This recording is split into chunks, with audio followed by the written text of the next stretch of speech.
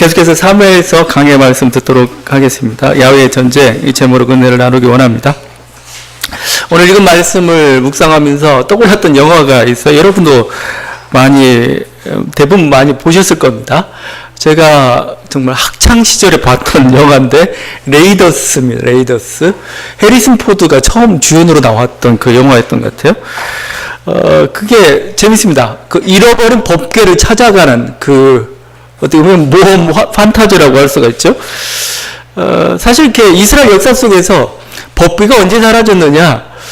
지금 아마 대부분 바벨론 포로 때 그 성전이 무너지면서 이렇게 법궤가 사라졌을 거라고, 그 이후에는 못 찾았을 거라고 그러는데, 이 영화는 그 법궤를 찾아가는 겁니다. 근데 이제 그걸 해리슨 포드를 막고 막 이런 거죠. 근데 마지막 장면에 보게 되면 독일군이 그 법궤를 이제 오픈합니다. 그를 열어요. 딱 열었는데 뭔가 대단한 것이 있을 거라고 생각했는데 딱 보니까 모래만 있습니다. 근데 그걸로 끝났네요. 그게 아니고 거기서부터 무서운 천사가 나오더니 그 법궤를 보았던 모든 사람들 다 죽이고 다 사라져버리게 만들어버려요. 거의 학창시절 거의 40년 가까이 되는 영화인데 아직도 인상에 남아요. 그때는 제가 교회를 다니기도 전이었습니다. 법궤에 대한 궁금증도 있었고 너무 그 신비감도 이렇게 호기심도 이렇게 불러일으켰던 그런 굉장히 인상적인 그런 영화로 남아 있습니다. 오늘 바로 그 얘기입니다. 오늘 우리가 지금 나누고자 하는 게 법궤 얘기입니다. 근데 법궤 얘기가 그냥 뭐 여러 사건 중에 하나 정도가 아니고 굉장히 중요한 사건으로 다뤄지고 있어요. 4장, 5장, 6장, 7장 1절까지 이렇게 다뤄지고 있고, 나중에 다윗이 예루살렘에 법궤를 옮길 때 또 거기서 또 다뤄지고, 이 법궤 때문에 또 사건도 생기고 막 이렇습니다. 굉장히 중요한 거죠. 사실 우리가 여호와 신앙, 어떤 성서의 신앙은 우상 타파, 우상을 굉장히 금지하죠. 근데 성경 있다면 유일하게 하나님을 상징하는 게 있다면 바로 이 법궤입니다. 이 법궤는 우상도 아니면서 마치 우상처럼 보여요. 왜냐면 이렇게 물질이니까요. 형상이 없어요. 형상은 없는데 그냥 상자죠. 하나님 말씀을 담아놓은 상자지만 그게 마치 하나님을 상징하는 것처럼. 그래서 이스라엘에서는 예루살렘 성전이 지어지기 전까지는 법궤가 곧 하나님을 상징했습니다. 법궤가 있는 곳이 하나님 있는 곳이고, 저는 되겠지만 전쟁터에 법궤를 가져온 건 하나님을 데려간 겁니다. 그리고 야훼여 일어나소서, 여호와여 일어나서 그 기도가 사실 법궤를 높이 들 때 불렀던 그 환호성이 있고 막 그래요. 자, 그러니까 지금 법궤를 빼앗겼어요. 빼앗겼다는 건 이스라엘은 하나님이 패배한 거, 하나님을 잃어버린 것과 마찬가지입니다. 반대로 블레셋 진영에서는 뭐예요? 이것은 자기들이 승리인 거죠. 우리들이 드디어 저 산지신이 이겼다. 저 산 속에 있는 여호와 신을 우리가 이겼다. 우리 다곤 신이 이겼다 하고 이제 막 기쁨에 넘친 거죠. 여호와 신 대단한 신인 줄 알았더니 싸워보니까 별거 아니었어. 우리가 이겼어. 그래가지고 이제 그 법궤를 가져다가 다곤 신당에 갖다 놨습니다. 이건 어떻게 보면은 전리품입니다. 전리품. 우리가 싸우면 이겨가지고 막 보통 우리가 볼 때 어떤 행진을 하죠. 행렬을 하죠. 시가행진을 하죠. 막 우리 이겼다. 우리 승리했다. 원래 이런 어떤 그 우상들이나 이런 것들 그런 식의 하나에 끌려옵니다. 막 꼭꼭 묶어가지고 끌고 와요. 끌고 와서 자기 신당에다가 딱 놓습니다. 무릎 꿇려 놓습니다. 딱 놓고 이제 우리 신이 이겼으니까 너희 신은 여기에 복종해야 돼. 이러고 있는 거죠. 근데 이상한 일이 벌어졌어요. 마치 법궤가 살아있는 것처럼, 법궤가 하나님인 것처럼 아침에 보니까 오히려 다곤 우상이 엎드러져 있는 겁니다. 단순히 그냥 여호와의 궤 앞에 엎드러져 있다 이렇게 표현하고 있는데 넘어진 정도가 아니고 복종의 표시죠. 그래서 우상이니까 아마 그냥 완전히 엎어져가지고 얼굴이 땅에 닿아 있는 그런 모습이었습니다. 그래서 이게 무슨 징조야? 이게 뭐야? 걔 의아했지만 일단 세워놨죠. 세워놔가지고 다음날 가봤습니다. 가보니까 더 심한 일이 벌어지고 말았죠. 이번에는 목이 잘렸습니다. 다곤의 우상에 목이 잘렸고 이 두 손목이 이제 완전히 그 잘린 채 나뒹굴고 있었던 거죠. 이 다곤신은 바알신의 아버지 정도 됩니다. 아버지격 정도 돼요. 그래서 다곤신은 사실은 풍요, 모든 우상신들은 풍요와 관련되어 있어요. 자기 안전하고 풍요, 우상이라는 게 다 그래요. 자기 풍요를 보장해주고 안전을 보장해 전부 우상을 이렇게 만들고 있는데, 그 다곤신은 하여튼 그 바알신의 아버지격 정도 되는 그런 신인 거죠. 근데 그 다곤신의 머리가 잘렸다, 그리고 두 손이 잘렸다, 이건 어떻게 보면은 이 우상이 허망함을 보여주고 있습니다. 이 우상이라는 건 생각이 없는 존재고, 아무 생각도 없는, 자기 말도 없는 그런 존재고, 인간이 조종하는 존재라는 겁니다. 그리고 두 손이 잘렸다는 건 뭐예요? 능력이 없다는 겁니다. 너의 풍요에 대해서 아무런 능력도. 그래서 나중에 그 이스라엘이 막 바알신을 섬기고 할 때 하나님 답답한 게 그거예요. 바알신은 아무것도 아닌데 이 풍요를 보장해 준 건 난데 왜 나한테 안 오고 쟤한테 하느냐 해가지고 하나님이 계속 호세아 선지자 같은 게 막 원망하는 모습들이 나타나고 하는데, 두 손이 잘렸다는 것은 무능력하다는 걸 보여줍니다. 반대로 여호와의 손은 강합니다. 곳곳에서 보면은 계속 여호와의 손이라는 말이 계속 나와요. 여호와의 손이 잘났고 여호와의 손이 재앙을 가져왔고, 결국 11절에서 이렇게 얘기합니다. 여호와 하나님의 손이 엄중하심으로, 하나님의 손이 엄중해서, 이렇게 표현했습니다. 이 엄중이라는 단어가 이렇게 중의적인 건 아니고, 하여튼 이렇게 그 원어를 보게 되면은 카베드란 단어에서 영광이라는 단어하고 같습니다. 영광. 그러니까 하나님의 손이 뭐요? 스스로 영광을 보였다 이겁니다. 영광을 보여. 그러니까 이가봇에서 영광을 떠났다라고 그들은 생각했는데 이스라엘은 아닙니다. 이스라엘이 잘못해가지고 하나님이 그 전쟁터에서 싸우지 않은 거예요. 그냥 싸우지 않으실 뿐이지 하나님이 죽은 게 아니고 영광이 떠난 게 아니에요. 하나님은 뭐예요? 자기 홀로 스스로 영광을 지금 찾아가고 계시고 영광을 이루고 계신 모습인 거죠. 어떻게 그들에게 재앙을 가져가지고 하나님이 살아계시면 하나님을 두렵게 함으로써 하나님의 영광을 스스로 보여주고 계신 겁니다. 어떻게 보면 이 싸움은 굉장히 특별하죠. 어떻게 보면은 그 구약 싸움의 본질을 그대로 보여주고 있습니다. 구약 시대에 계속 싸우는데 결국 싸움의 본질이 뭐냐 이거요? 우상과 우상의 싸움인 거죠. 우상과 좀 이릅니다. 우상과 하나님과의 싸움인 거죠. 이쪽은 다곤신, 이쪽은 하나님. 다곤 아니야. 승리했습니다. 좀 더 가니까 이제 바알이라는 우상이 또 등장합니다. 바알 아니야. 좀 더 지나갈 때 마르둑이라는 우상이 등장합니다. 하나님 마르둑 아니야. 마르둑은 바벨론 페르시아의 하나의 신이기도 하고 그랬습니다. 마르둑 지나가니까 나중에 로마 시대는 황제의 권력이 내가 신이야 합니다. 아니야라고 또 선포하는 거죠. 좀 더 지나고 현대사회에서는 이제 만몬이 신이 되었죠. 하나님은 지금도 만몬은 신이 아니야라고 지금 얘기하고 있는 거죠. 보통 전쟁이라는 것은 대리전이죠. 우상 편하고 하나님 편하고 이렇게 이쪽 이방 신을 섬기는 세력하고 이스라엘이 이렇게 서로 싸우는 대리전 성격입니다. 그러다 보니까 대리전 성격이 되다 보니까 본질을 잘 몰라요. 뭐가 싸우고 있는지를 잘 모르고 나중에 혼란스러울 때가 있는데, 오늘 이 싸움은 진짜 누가 지금 싸우고 있는가를 잘 보여주고 있고, 그 싸움에서 하나님이 더 위대한 하나님, 능력의 하나님, 우리가 마땅히 섬겨야 될 신임을 보여주고 있는 거죠. 그런 면에서 차라리 이런 싸움은 더 쉬울 수도 있어요. 보이니까. 근데 이런 어떤 만몬이라는 것, 지금은 이제 아예 탐심의 우상 숭배라고 하잖아요. 우리 그 탐심과의 싸움은 정말 힘들어요. 어떻게 우리 마음의 하나의 전쟁터가 돼서 이 돈이라는 우상이 이렇게 다곤신처럼 이렇게 딱 있습니다. 거기에 하나님이 같이 성령으로, 오늘 이제 성령 강림절인데 같이 있으면서 지금 우리 마음의 신전에 지금 두 신이 있는 거죠. 싸우고 있는 거나 마찬가지입니다. 거기서 우리 지금 이 두 주인 사이에 우리 지금 헤매고 있는 거죠. 어느 신을 택할 것인가? 그 속에서 하나님의 능력, 쟤는 머리가 없어, 쟤는 손이 없어, 진짜가 능력이고 진짜가 영광을 받아야 할 뿐인 누군가를 지금 보여주고 있습니다. 또 하나 우리가 볼 수 있는 것은 하나님이, 여기는 뭐예요?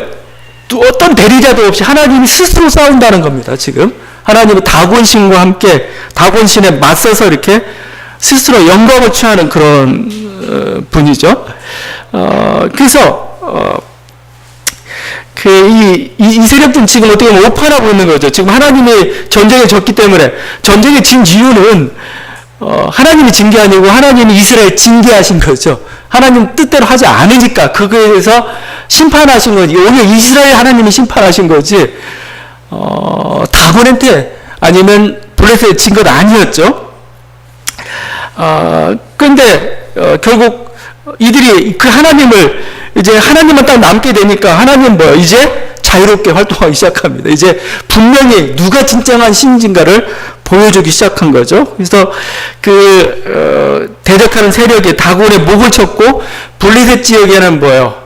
막 독종이라는 재앙을 가져다 줌으로써 그들로 하여금 두렵게 만들죠. 진정한 두려운 신은 누구냐? 하나님을 깨닫게 되었던 거죠. 그래서 하나님이 스스로 자기 영광을 위하여 싸우신다. 하나님이 스스로 자기 이름을 위하여 싸우신다. 법궤는 정말 돌덩이에 불과합니다. 그냥 돌 상자예요. 아니면 나무 상자이고 거기 나무 상자도 금치려운 하나의 그 정도 상자일 뿐입니다. 그러나 이 상자에는 뭐 하나님의 이름이 담겨진, 하나님의 명예가 담겨져 있는 거죠. 스스로 하나님께서 자기의 명예를 위해서 싸우시는 분. 이게 굉장히 이스라엘 중요한 하나의 신학이기도 하고 그래서 왜 중요한 신학이냐면은 에스겔이 이걸 깨달았어요. 에스겔이 그 바벨론 포로된 땅에서 그곳에서 어떤 하나님의 임재를 맛보고 하나님을 맛보면서 또 어떤 하나님께서 해방의 약속을 주시면서 그 모든 과정 속에서 정말 어떻게 보면 이런 해방의 과정들을 이끌어가는 게 뭘까 봤을 때 바로 하나님의 영광이었다는 겁니다. 하나님의 이름이었다는 거죠. 에스겔 36장 23절입니다. 여러 나라 가운데에서 더럽혀진 이름 곧 너희가 그들 가운데에서 더럽힌 나의 큰 이름을 내가 거룩하게 할지라. 내가 그들의 눈앞에서 너희로 말미암아 나의 거룩함을 나타내라. 나의 거룩함을 나타낸다. 나의 능력을 나타낸다. 나의 이름을 명예롭게 한다. 그게 뭐예요? 바벨론 해방입니다. 바벨론 해방. 그러니까 바벨론에 포로된 이스라엘 상태는 굉장히 하나님은 불명예스럽게 된 겁니다. 마치 다곤의 포로로 끌려간 것처럼 하나님을 부끄럽게 만드는 그런 사건입니다. 근데 뭐예요?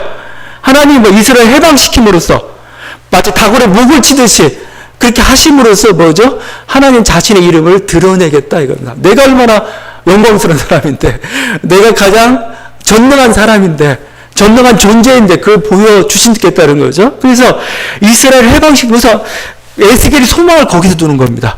우리가 잘나서가 아니고 우리가 회개가 다 끝나서가 아니고 뭐요? 당신의 이름 때문에 당신은 우리를 해방시킬 겁니다. 이겁니다. 왜? 내 자녀인데, 내 백성인데, 내 백성이 바벨론 포로가 돼가지고 지금 비참하게 살아가고 있는 겁니다. 하나님 뭐요? 내 자존심 상해요. 도무지 이건 견딜 수가 없다. 이거 니네 해방시키겠다. 이거. 그래서 내가 얼마나 큰 존재인지를 보여주겠다. 이거죠. 이게 바로 여기서 희망을 찾았던 겁니다. 여러분, 우리 인생의 희망도 바로 그거죠. 우리가 기도할 때 무슨 기도합니까? 여러분, 저는 이렇게 잘났습니다. 하나님, 저는 이렇게 잘났습니다. 저는 11조도 잘하고, 저는 이렇게 헌신도 잘하고, 제가 이것도 잘하니까 하나님, 저를 좀 어떻게 이 길을 좀 잘 해주십시오. 뭘 좀 도와주십시오. 이렇게 기도하느냐? 물론 그런 기도도 괜찮을 수도 있겠지. 그렇지만 그 기도는 정말 예수님 바리새인의 기도라고까지 해버렸죠. 그게 아니죠. 하나님 우리를 불쌍히 여겨주십시오. 하나님 불쌍히 여겨주십시오. 제가 지금 이렇게 힘들고 제가 지금 이렇게 연약하고 제가 지금 이렇게 비참한 가운데 있는 것은 하나님의 이름에 몫이라는 겁니다. 하나님의 이름을 명예롭지 못하게 만드는 거예요. 당신의 이름을 위하여 당신은 일하시옵소서. 그죠? 그게 바로 하나님의 이름을 영화롭게 하옵소서. 예, 우리 주기도문에 담겨있는 하나의 기도의 가장 중요한 거죠. 우리가 역사 속에서 제가 늘 말씀드린 희망을 갖는 이유가 있어요. 왜냐하면 이 역사나 우주는 하나님이 만드신 작품이에요. 하나님 만드신 작품이죠. 그래서 어떤 정의, 평화, 사랑, 생명 이렇게 표현하는 게 아마 가장 행복한 낙원의 세계를 우리가 꿈꾸는 그런 거라고 볼 수가 있겠죠. 이 세계에 대한 꿈은 인간만이 가지고 있는 게 아니라는 겁니다. 그건 뭐죠? 하나님이 가지고 있는 꿈이에요. 이 우주를 통해서 인간을 통해 하나님은 뭐예요? 우리가 정말 행복하게 원해요. 우리가 정말 풍성한 생명을 누리길 원해요. 그렇지 못한 거에서 가장 안타까운 분은 하나님이세요. 하나님은 그래서 뭐예요? 우리를 고치길 원하는 겁니다. 하나님은 뭐예요? 우리가 정말 행복하게 원하는 거고, 번성하게 원하는 거고, 충만하게 원하는 거죠. 왜? 자기 이름 때문에. 내 작품인데요. 내 작품이 이렇게 망가지고 엉뚱한 가로 가는 자기는 못 견디겠다 이거죠. 그래서 어떻게 보면 지금 막 가장 소망이 없고 어두컴컴한 그 순간이라도, 모두가 낙심하고 있는 순간이라도 하나님은 일하고 계셔요. 하나님은 그 속에서 뭐죠? 정말 생명으로, 우리를 사랑으로 이끌어가는 그 일들을 만들고 계신 분, 그래서 결국은 그걸 이루실 분, 우리는 거기에 소망이 바로 거기에 있는 거죠. 오늘 그 다곤과의 그 싸움 속에서 어떤 그 하나님 스스로 영광을 취하신 하나님 모습 속에서 우리가 그 모습을 발견하게 되는 것이죠. 제가 법계와 관련돼서 우리 긍정적으로 이렇게 많은 얘기들을 했지만, 법계와 관련해서 우리도 조금 주의해야 될 게 있어요. 주의해야 될 게 뭐냐면, 그것은 주물신앙입니다. 주물신앙. 그러니까 법계 하니까, 법계도 하나님 능력을 나타내니까 마치 법계가 하나님인 것처럼, 법계가 하나님 아니에요. 하나님의 능력을 나타내는 하나의 도구일 뿐입니다. 이게 우리가 잘 가지고, 잘못하면은 법계가 하나님이야 하는 순간 바로 우리는 주물신앙에 빠져버린 거죠. 법계 자체를 숭상하는 그런 어떤 어리석음에 빠질 수가 있다는 거죠. 법계가 하나님의 능력을 드러날 때는 하나님과 상징과 같은 그런 역할들을 하지만, 법계가 뭐예요? 그 역할을 하지 못할 때는 법계는 이제 돌덩어리에 불과한 거예요. 아무런 소용이 없어요. 그러니까 그 선지자들이 이 성전을 바라보면서, 예레미야 같은 경우가 이게 하나님의 성전은 거짓말을 믿지 말라, 이렇게 과감히 얘기하는 이유가 어디 있어요? 선지자들은 주물신앙이 아니에요. 이들은 보통 성전, 신전 막 굉장히 금지된 구역에서 못 들어가고 막 정말 어떻게 보면 신성한 곳으로 이렇게 하잖아요. 이스라엘 사람은 그건 신성한 곳이 아니에요. 이게 신성한 곳이 될 수 있는 건 뭐예요? 하나님 말씀을 순종할 때만이 신성한 곳이 되는 거고, 하나님 말씀을 순종할 때 하나님 거기 계시기 때문에, 하나님 말씀을 순종하지 않을 때 거기 안 계세요. 그러니까 아직은 돌덩어리에 불과한 거죠. 아무것도 아니다 이렇게 선언했던 겁니다. 이게 솔로몬도 그래서 이렇게 성전을 짓고 나서 낙성식에서 뭐라고 하냐면, 우리는 막 성전을 지었습니다. 그 성전이라 보기엔 좀 그렇죠. 교회 건물이죠. 교회당을 딱 지어놓고, 여기는 교회당, 여기는 막 하나님 계신 곳이고, 여기는 존엄한 곳이고, 막 이렇게 막 그렇게 어떻게 보면 찬양을 할 겁니다. 근데 솔로몬은 그렇게 찬양하지 않아. 이렇게 합니다. 하나님이 참으로 땅에 거하시리까 하늘과 하늘들의 하늘이라도 주를 용납하지 못하겠거든 하물며 내가 건축한 이 성전이오리까. 그죠? 하나님은 크신 분이 어떻게 성전에 거할 수가? 이건 발등상도 안 된다 이겁니다. 그럼 하는 말이, 주께서 전에 말씀하시길 내 이름이 거기 있으려 하시는 곳, 이 성전을 향하여 기도할 때, 이곳은 뭐예요? 하나님의 이름이 있는 곳입니다. 그래서 바벨론한테 망할 때 성전이 다 무너져 버렸죠. 다 불타버리고 다 모든 집기들이 다 빼앗겨버리고 말았습니다. 그럼 하나님이 망한 거냐? 하나님 망한 거 아니에요. 돌덩어리가 무너진 것 뿐입니다. 그건 하나님 이름이 있던 건데 하나님 이름을 거둬갔어요. 그냥 그걸로 끝난 겁니다. 그러니까 하나님이 망한 게 아니었어요. 그냥 돌덩어리가 하나님의 역할을 제대로 못하니까 뭐예요? 돌덩어리가 그냥 무너진 거에 불과했던 거죠. 뭐 현대사회에서는 이런 어떤 물질이나 주물신앙 이런 것들은 있지는 않죠. 그렇지만 아직도 어떤 그런 어떤 예향들도 있기도 하고 좀 하지만, 어떻게 보면 이렇게 신약 시대 종교 개혁의 역사를 이렇게 보면은 이런 어떤 주물신앙, 물질이라 했지 이런 거에 매여 있는 신앙으로부터 우리가 그걸 미신적이라고 표현도 하죠. 어떤 애니미즘이라고 표현할 수도 있고, 또 무한론, 주물신앙 이렇게 표현할 수 있는데, 거기로부터 탈피해가는 게 사실은 신약 어떤 성서의 역사예요. 주님께서 하나님은 영이시니 영과 진리를 예배하라, 그 말씀할 때 전제가 뭐예요? 그리심산이나 예루살렘 성전을 예배할 필요 없다 이겁니다. 그쪽 예배할 필요 없어. 하나님은 영이 영으로 존재하기 때문에 네가 영 안에서 진리 안에서 예배하는 그곳에 하나님 계시고 그게 예배야. 그래서 초대교회는 신전을 갖지 않았어요. 모든 모든 종교들은 신전을 갖습니다. 근데 초대교회는 신전을 갖지 않았어요. 왜냐하면은 영의 예배로 좋게 했기 때문에 그냥 가정집에 모이면서 이게 바로 신전입니다. 왜? 하나님은 영이시고 영으로 임재하신 그분이기 때문에. 그래서 이런 어떤 신성화된 그 모든 것들 다 깨뜨려버린 게 사실은 성경입니다. 예수님이 이렇게 얘기했죠. 사람을 더럽게 하는 것, 사람을 거룩하게 하는 것은 이런 어떤 먹고 마시는 그거 아니다 이겁니다. 먹고 마시는 그게 아니고 뭐요? 네 마음속에서 나오는 그거, 네 탐심, 거짓말, 욕심, 이게 너희를 더럽게 만들고 어쨌든 또 거룩하게 만든다 라고 얘기했죠. 그래서 정결이라는 것은 손을 씻는 게 아닙니다.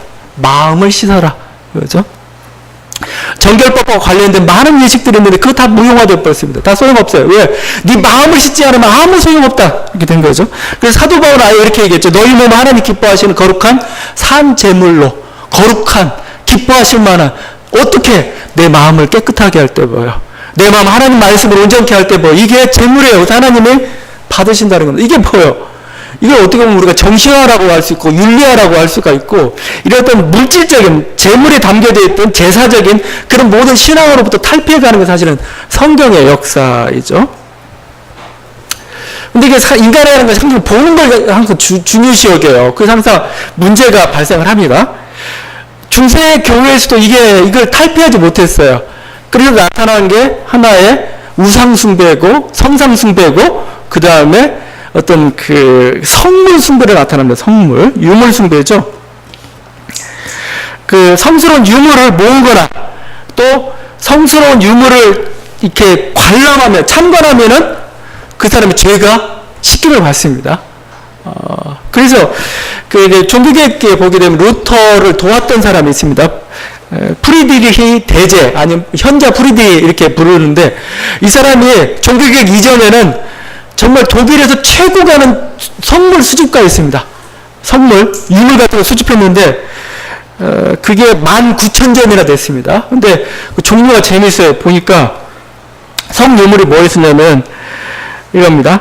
성 제롬의 이빨 1개, 어거스틴 이빨 4개, 성모의 머리카락 4개, 4가닥, 그리스도의 피가 뿌려진 헝겊 7조각, 아기 예수를 감쌌던 옷들 중에 1조각, 말궁에서 나온 것 13조각, 예수의 수염 1가닥, 그래서 19,000조각입니다.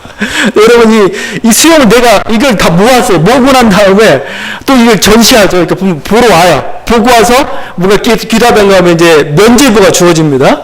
이 공덕으로 내 죄가 주어지는데, 이 사람 프리드리 대제가 모은 모든 유물들이 면제받을 수 있는 연옥 기간을 계산해 보니까 90만 2202년 271일 정도를 감해지는, 그러니까 거의 200만 년을 감해지는.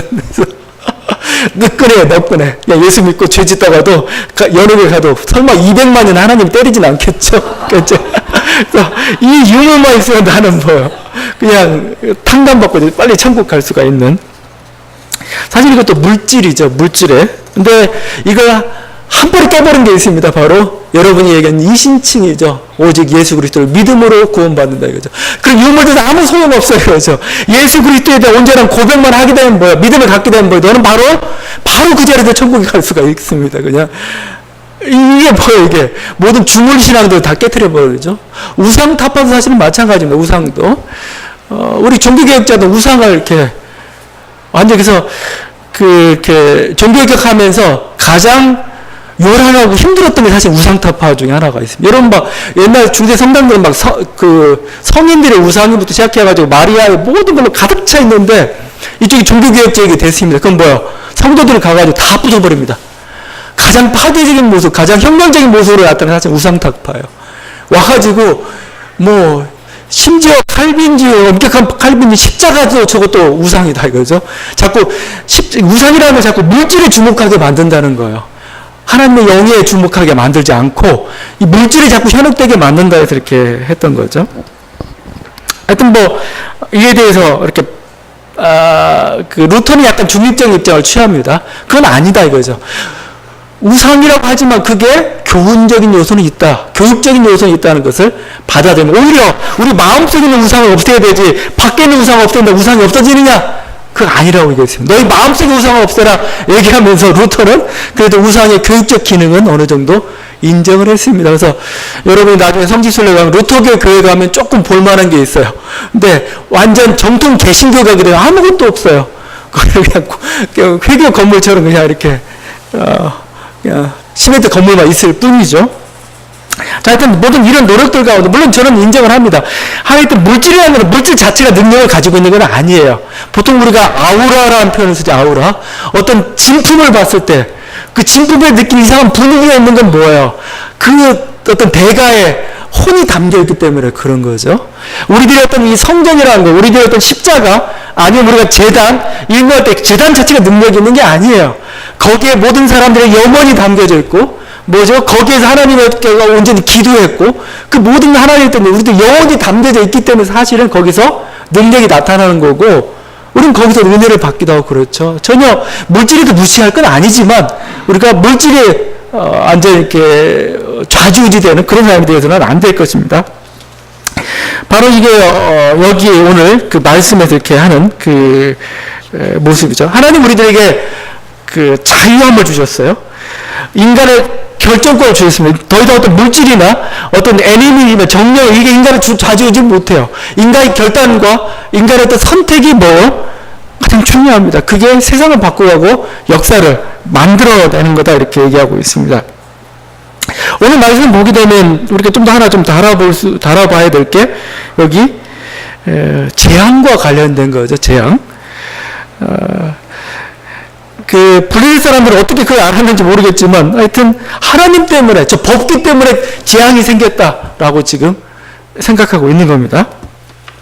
여기 보면 재밌는 징크스 같은 것도 하나가 또 있죠.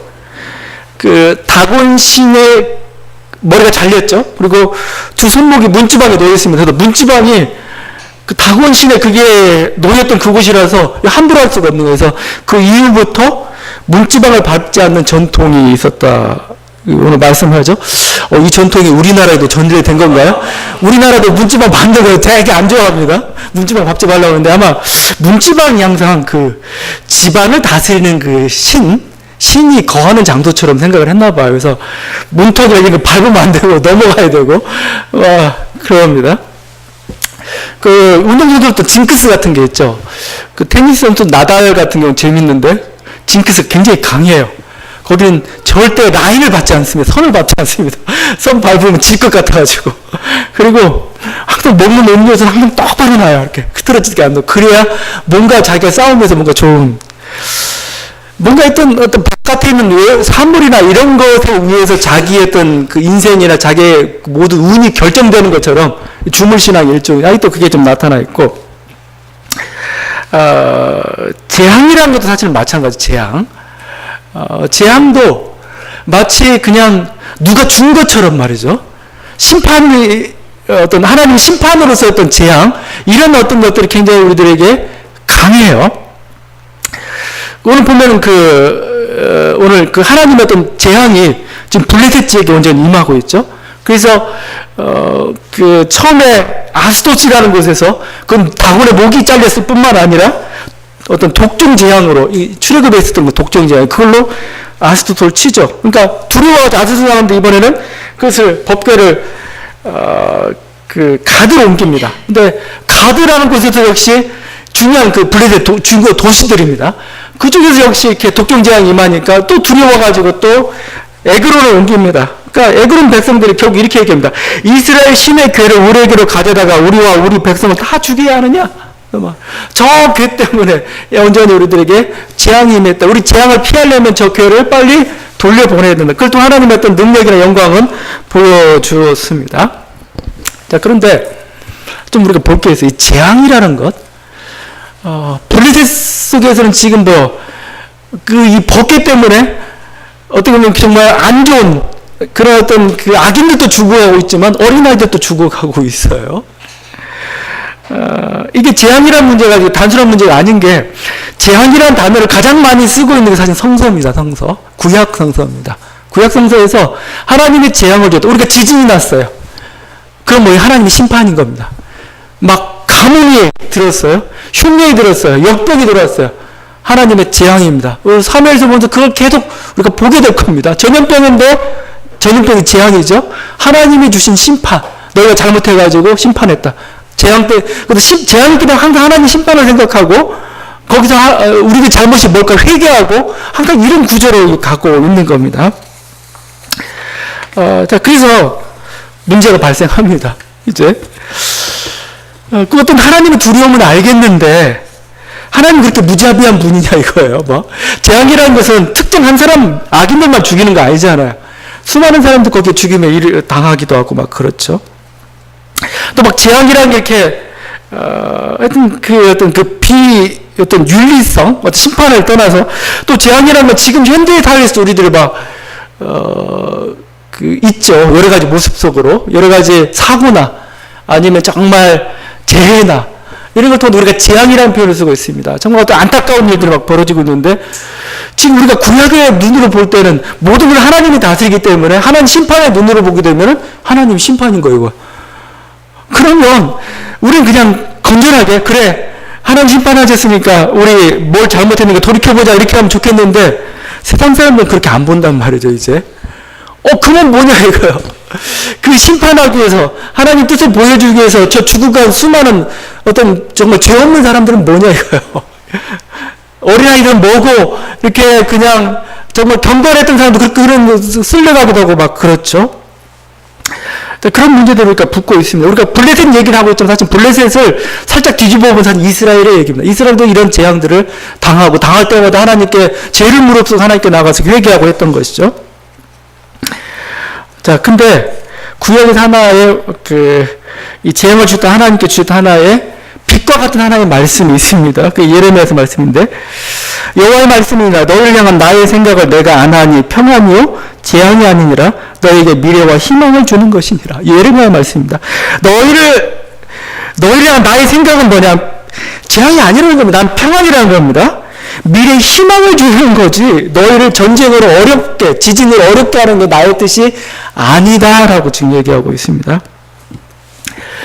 그런데도 불구하고 재앙이 있었습니다. 이건 사실은 구약 속에서 우리들이 알 수 없는 하나님의 역사라고 할 수가 있는데 자 그런데 우린 신약 속에서 드디어 답을 얻기 시작했습니다. 그건 뭐죠? 십자가입니다. 십자가.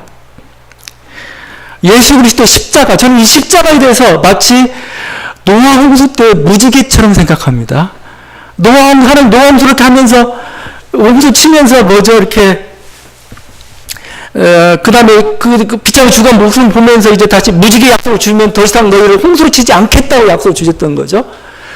십자가는 뭐냐요? 십자가는 더 이상 너희에게 재앙을 내리지 않겠다는 하나님의 선언입니다. 하나님의 약속으로 볼 수가 있습니다. 신약시대 이후에만 그런 일이 일어났느냐? 그게 아니요. 한국 여인이라는 하나님의 말씀. 하나님 나는 너희를 재앙으로 심판하지 않아. 나의 본심이야. 계속 보일 기회가 없었는데 하나님이 십자가를 통해서 보여주고 있어요. 나의 아들을 차라리 죽일지언정 너희를 죽이는 것은 나의 뜻이 아니다라는 거죠. 요한복음 말씀입니다. 하나님이 세상을 이처럼 사랑하사 독생자를 주셨으니 이는 그를 믿는 자마다 멸망하지 않고 영생을 얻게 하려 하심이라. 하나님이 그 아들을 세상에 보내신 것은 세상을 심판하려 하심이 아니요 그로 말미암아 세상이 구원을 받게 하려 하심이라. 하나님 세상이 구원받는 거예요. 너희들 평안의 길을 가는 거고.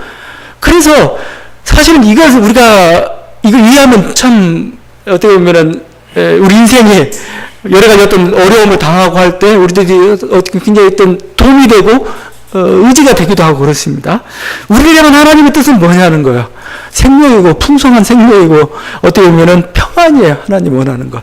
내 인생길에서 여러 가지 어려운 재앙들이 있는데 하나님 주신 게 아니라는 겁니다. 지금 하나님 물론 그 신비를 우리들이 넘겨줘야 됩니다. 왜냐하면 모든 게 하나님 다스린다고 생각하고 있기 때문에 재앙도 보면 하나님의 손이 있을 거라고 생각하지만 그거에 대해서는 우리는 알 수가 없어요. 왜 이런 일들이 이렇게 벌어지고 있는지에 대해서 우리는 알 수 없지만 하나님의 본심은 뭐냐는 거.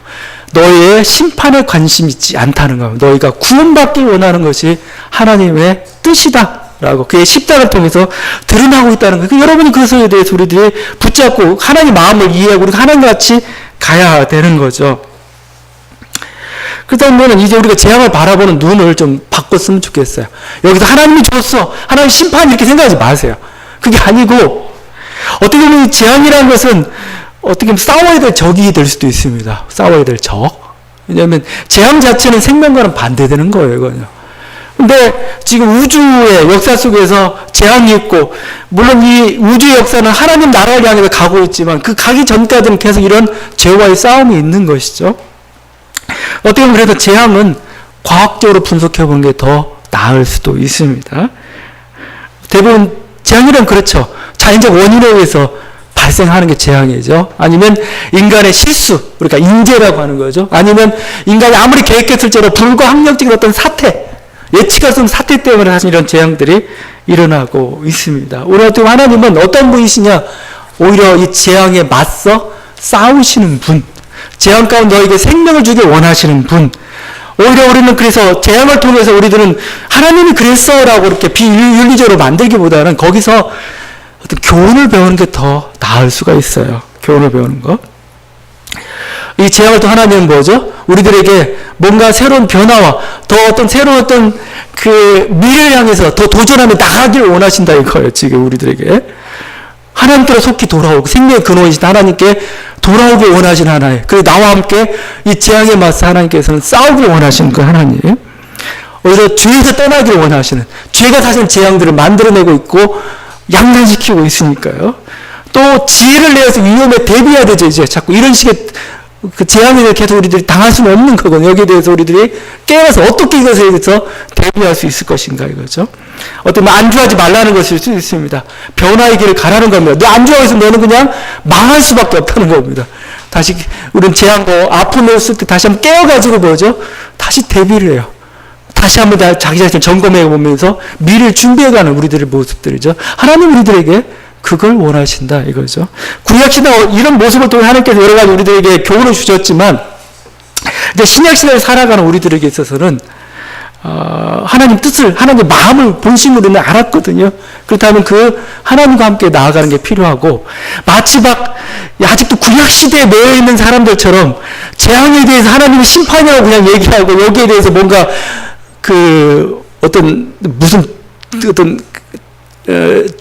거기에서 어떤 그 하나님에 대해서 비윤리적으로 만든 그런 어떤 것들에 대해서 찾지 말라는 겁니다. 오늘은 그 성령 강림절이죠. 여러분, 성령은 뭐냐 이거죠. 교회와 우리 안에 내주하시는 영이라고 할 수가 있습니다. 저는 이걸 이런 식으로 표현하고 싶어요. 인간 정신의 성화입니다. 성화, 인간 정신에. 인간이 생각하고, 인간이 결단하고, 인간이 행동하는 건 뭐예요? 이제는 굉장히 성스러운 게 되었어요. 왜? 그건 내 안에 있는 하나님과의 같은 결정입니다. 하나님과의 결정. 이 생각은 이게 뭐예요? 더 이상 어떤 권력이나 어떤 물질이나 보이는 어떤 권세에 의해서 우리는 뭐 좌지우지 되지 않아요. 왜냐하면 우리는 하나님과 함께하고 있기 때문에, 하나님 영이 우리 가운데 있기 때문에 우리는 뭐 이것을 돌파해 가는 거죠. 돌파해 가는 거고, 이제 그 능력으로 뭐예요? 이제 싸워가는 거죠. 여러분, 우리가 노예가 돼서는 안 되는 거죠. 그래서 사도 바울이 이렇게 얘기했습니다. 주는 영이 있으니 주의 영이 계신 곳에는 자유가 있느니라. 우리는 부족에 휘말리지 않아요. 우리는 운명에 휘말리지 않습니다.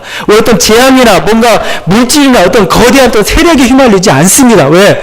하나님의 영이 내 안에 있기 때문에 그게 나에게 자유함을 가져다 줘요. 자유함을. 그래서 든든하고 담대하고 또 온전한 지식으로 우리가 가득 차 있기 때문에 그것 때문에 우리가 어둠을 뚫고 나아갈 수 힘을 얻게 되는 거. 이 은혜로 가득한 저희 여러분들 간절히 바랍니다. 기도하시겠습니다.